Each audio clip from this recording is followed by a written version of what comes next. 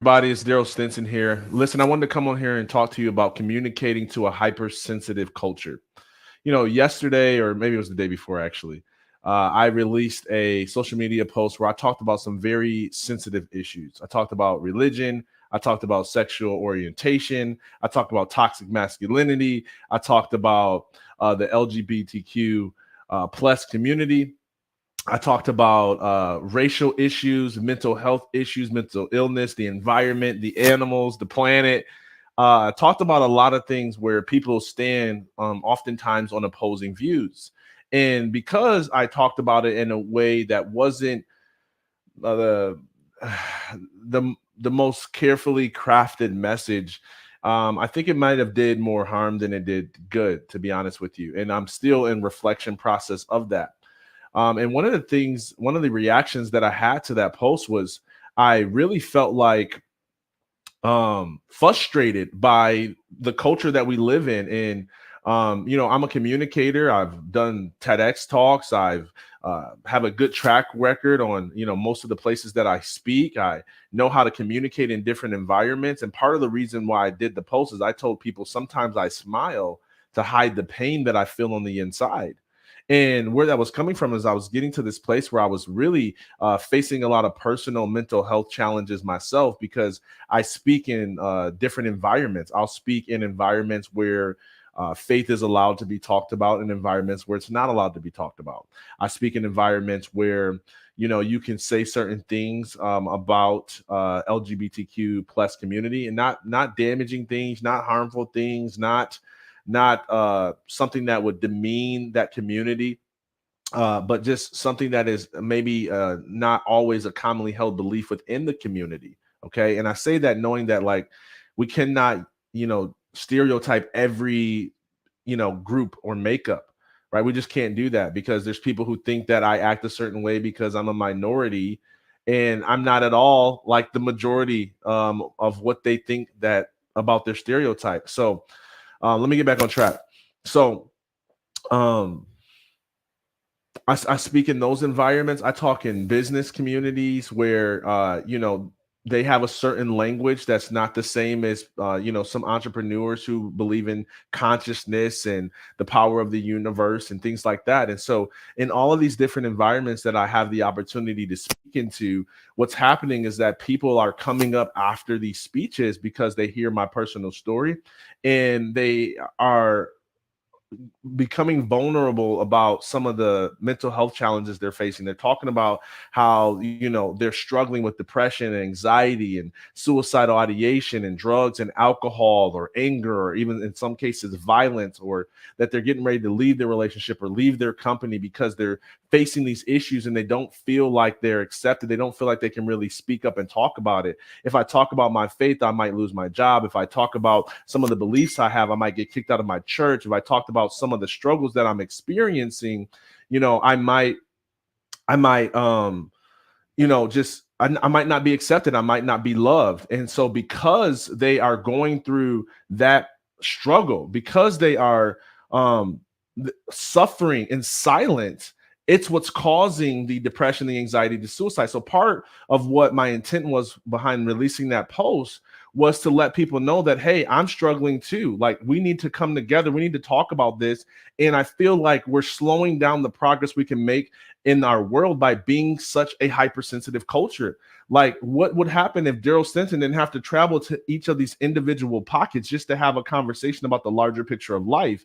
And what could happen if we could all get together on a Zoom meeting and really have civil discourse, really have healthy dialogue around some of these things? Because here's the thing, we have to learn how to communicate, and not just communicate, but work together, live together, pray together, love together, even if we are with people who have opposing views of us, right? We can't just cut people off because we think that their beliefs are just crazy and stupid. Because a lot of the things that we're fighting over are not a matter of life and death. It's just a matter of preference. It's a matter of opinion. It's not life or death issues, but we're making it life or death, right? We're making it like like we're making our belief more important than the relationship, more important than the love. And we wonder why people are suffering in silence with depression, anxiety, and all these things. Our vulnerability creates a space for others to be in their own vulnerability. Excellent work. And I agree with that. That's a great point. But can I tell you something that um, I was very vulnerable yesterday, and that vulnerability wasn't enough.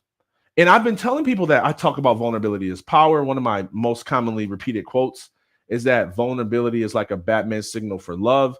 It lets love know that it needs to rush in. The more vulnerable you are, the more open you are, because you can't be fully loved if you're not fully known.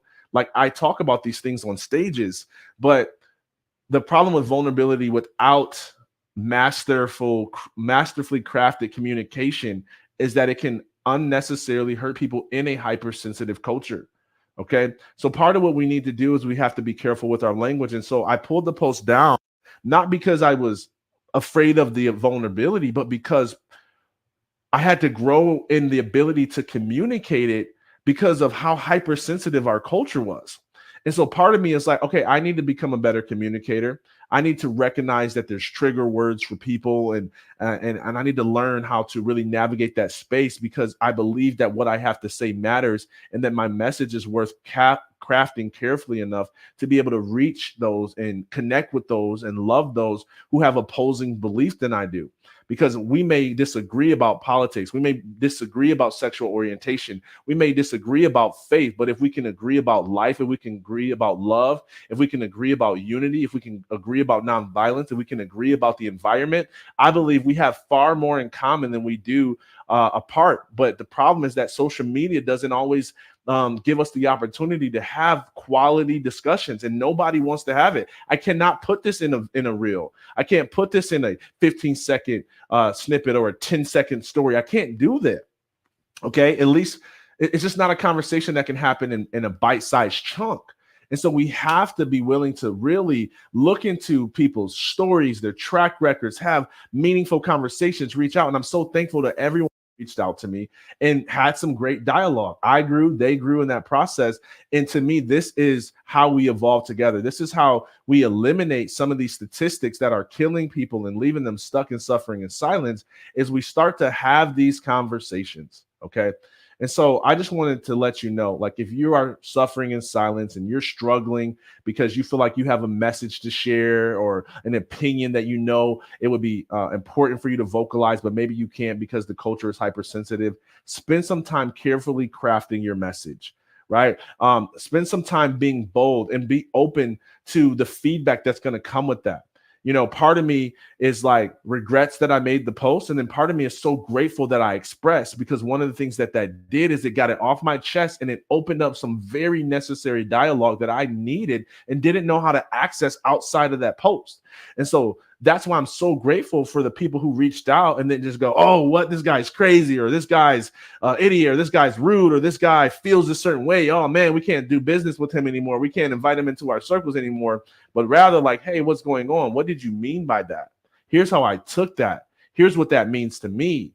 Can you explain that? Okay, well, I disagree with that. Why do you think that's a conversation worth having? Okay, well, that hurt my feelings. Man, I'm concerned about what some of my friends who are LGBTQ are going to think. I'm concerned about what some of my my clients are going to think who believe in the power of the universe. Like, so tell me like what you really meant by that, because it feels like you're anti us, but we never knew you to be that way.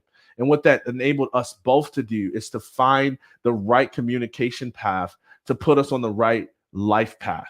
And that's what this is about. And so I'm just telling you that I'm committed to this journey. I'm not going to lie. Like I was like, forget this. I'm done communicating. I'm done coaching people. This is not a game that I can play. I don't think our culture is ready for true authenticity and vulnerability. I think we're too hypersensitive. I think we're too short tempered. I think we're not even paying attention long enough to people's messages to give them the opportunity. I don't think anyone wants to have quality conversations. Everybody wants things in bite-sized chunks. And then I just had to calm down and recognize that this is my calling, that this is the work. This is what separates the beginner communicators from the expert communicators, is the ability to communicate in different environments in a way that moves us forward and doesn't set us back. And so thank you for the grace. Thank you for the love. Thank you for the inbound messages. Thank you for the conversations. And thank you for the ones that will even come in after this video. And I'm committed to this work. I'm committed to you. And if you want to join me on this journey, please reach out to me, connect, right? I believe that our messages are so important that they're worth hearing, even in a hypersensitive culture. Okay. So I love you deeply, even if you disagree with me. And I'm looking forward to really building a better world together. Take care.